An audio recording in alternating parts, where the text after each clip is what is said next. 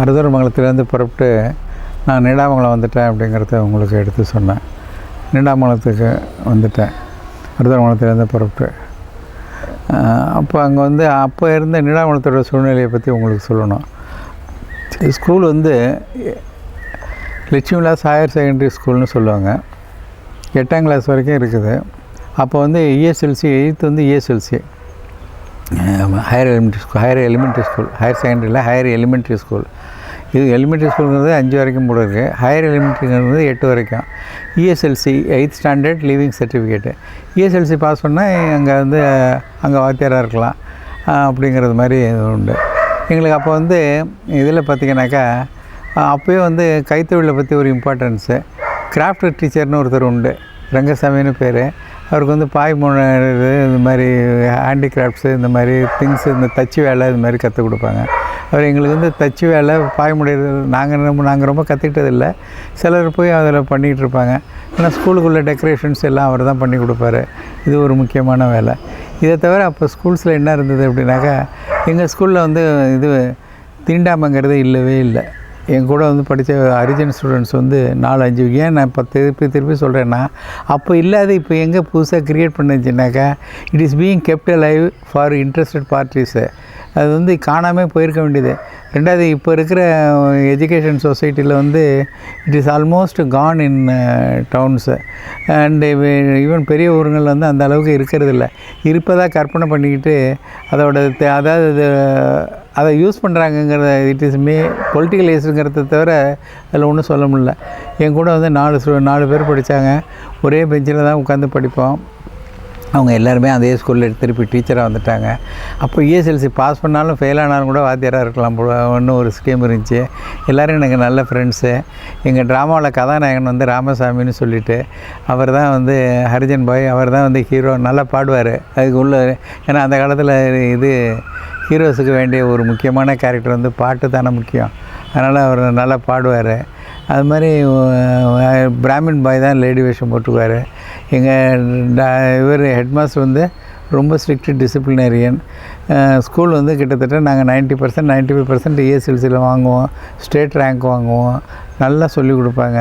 இதை தவிர வந்து எங்களுக்கு ஸ்கூல் ஹவர்ஸ்லேயே வந்து நிறைய இது பொலிட்டிக்கல் டீச்சர்ஸ் வந்து பேசியிருக்காங்க. எனக்கு தெரிஞ்சு பெரியார் வந்து 4-5 தடவை பேசியிருக்காரு. தேவநாய பாவனர் வந்து பேசியிருக்காரு. எங்கள் இதில் பேசாதவங்களே கிடையாதுங்கிற லெவலுக்கு நிறைய பேர் வந்து பேசியிருக்காங்க. பேசுனாங்கனாக்கா ஒரு 1 hour 1.5 hours அந்த கிளாஸ் நேரத்தில் காலம்பரவோ சாயந்தரமாக இருக்கும். லாஸ்ட்டு கிளாஸுக்கு முன்னாடி இருக்கும்.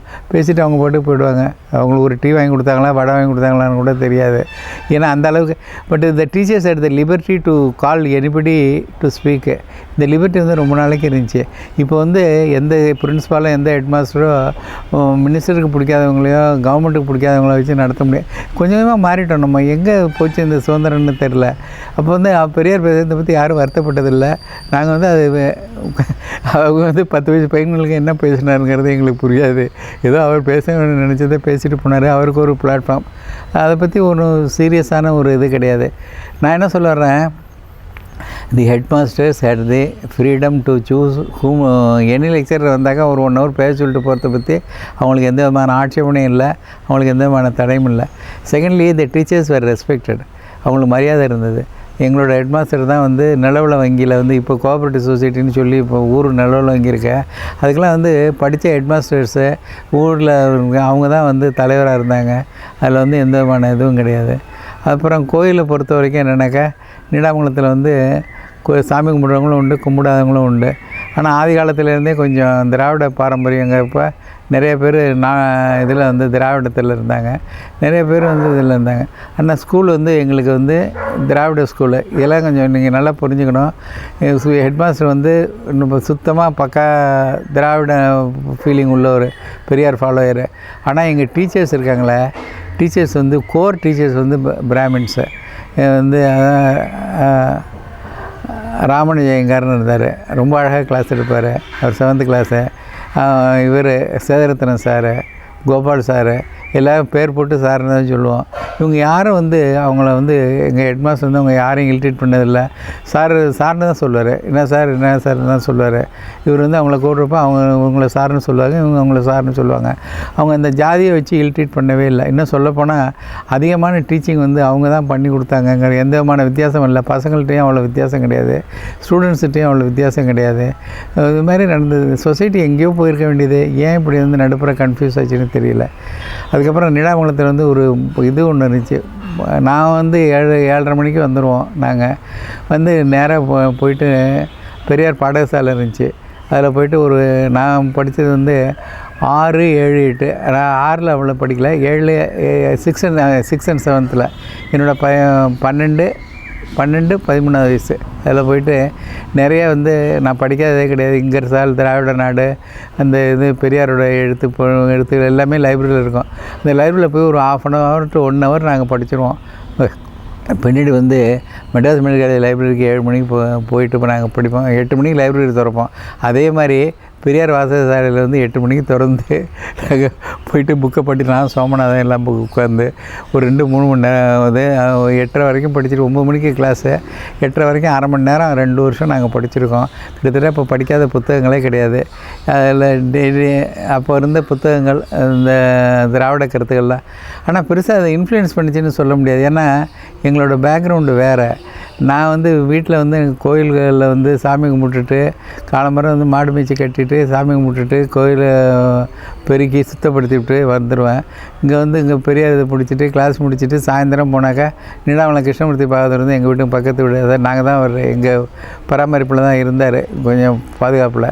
ஸோ அப்போ வந்து அவர் வந்து எனக்கு இந்த பழைய புராண கதைகள் சொல்லுவார். 2வது நான் வர்றப்போ எனக்கு அர்த்தராமங்கலத்துலேருந்து எல்லா புராண கதைகளும் தெரியும். அதனால் எங்கள் பேக்ரவுண்டே வந்து it's mixed background. We know everything. அது is both this and that. அதனால் அதை வந்து ஒரு பெரிய சீரியஸாக எடுத்துக்கிறது இல்லை. வாரத்துக்கு ஒரு கல்யாணமாவது தந்தை பெரியாரோட இதில் கல்யாணம் நடந்துக்கிட்டு இருக்கோம். நீடாமங்கலம் இதில் அந்த தெரு மோதிலால் நேரு ஸ்ட்ரீட்னு சொல்லுவாங்க அந்த தெருவில். ஏன்னா அந்த தெரு ஃபுல்லாகவே வந்து அதாவது நாத்திக குடும்பம். பட் இது வந்து ஒரு சொசைட்டியில் ஒரு விங்காக இருந்துச்சே தவிர அதை வந்து ஒரு ஃபோர்ஸபுள் இதுவாக இல்லை. It is a way of life. இன்றைக்கும் நீடாமங்கலம் வந்து கடைசி வரைக்கும் இன்றைக்கும் கொள்கை பிடிப்பு உள்ளவங்களாம் இருந்தாங்க. பெரியார்கிட்ட வந்து அவர் கொள்கையை ஃபாலோ பண்ணி கருப்பு சட்டை போட்டுக்கிட்டு ஆயுசு வரைக்கும் 52 தான் வந்து நான் அங்கே 54 வெளில வந்துட்டேன். 48 to 54 5-6 வருஷம் நீடாமங்கலம் elementary school, higher elementary school. அதில் வந்து படித்தப்போ வாத்தியாரங்களுக்குள்ளே there are different caste, but there was no difference. Teachers students different caste, but there not identified by that. And feelings வந்து போத் இது இருந்தது. கடவுள் நம்பிக்கையும் இருந்துச்சு, நம்பிக்கை இல்லாமல் இருந்துச்சு. அது வந்து எந்த விதத்துலையும் யாரையும் பாதிக்கலை. அதே நேரத்தில் நீடாமங்கலத்தில் வந்து பெரிய கோயிலெலாம் உண்டு. சந்தான ராமசாமி கோயில் உண்டு, அது மாதிரி இந்த கோயில் உண்டு, ஒரு மாரியம்மன் கோயில் ஒன்று உண்டு. அதனால் இதெல்லாம் வந்து பெரிய பெரிய கோயில்கள் உண்டு.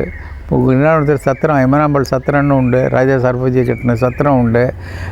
இதுமாரி பெரிய இடம் இருந்தாலும் எல்லாமே வந்து கோஎக்ஸிஸ்டிங்காக இருந்துச்சே தவிர இதில் வந்து ஒரு பெரிய போராட்டங்களோ இதுவோ இருந்ததில்லை. யாரும் அவங்கவுங்க பாலிசி அவங்கவுங்களுக்கு ஒருத்தர்கிட்ட ஈடுபடல. But human respect, human values வந்து ரொம்ப ஜாஸ்தியாக இருந்துச்சு. ஏன் இதை ரெக்கார்ட் பண்ணுறேன்னாக்கா 70 years லேட்டர் ஸ்டில் வந்து ஏதோ இருக்கிறது மாதிரி நம்ம கற்பனை பண்ணுற மாதிரி இல்லை இருக்குதா அப்படின்னு எனக்கு தெரியல. அதனால இதை சொல்கிறேன். ரைட்.